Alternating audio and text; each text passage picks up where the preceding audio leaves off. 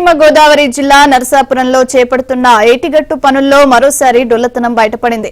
గత నెలలో 100 మీటర్ల మేర గట్టు గోదావరి కృంగిపోయింది.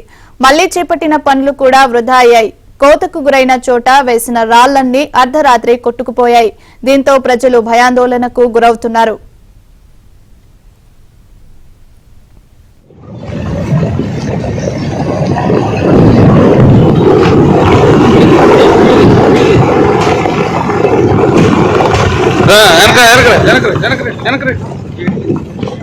రెండు 2022 గోదావరి వరదకు ఏటిగట్టు సుమారు 100 మీటర్ల మేర కొట్టుకుపోయింది. ఈ పనులను గత ఏడాది ఏప్రిల్లో చేపట్టారు.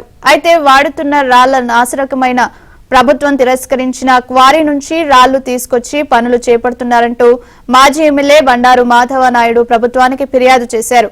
అయినా ఈ ఫిర్యాదుపై గత ప్రభుత్వం స్పందించలేదన్న ఆరోపణలు ఉన్నాయి.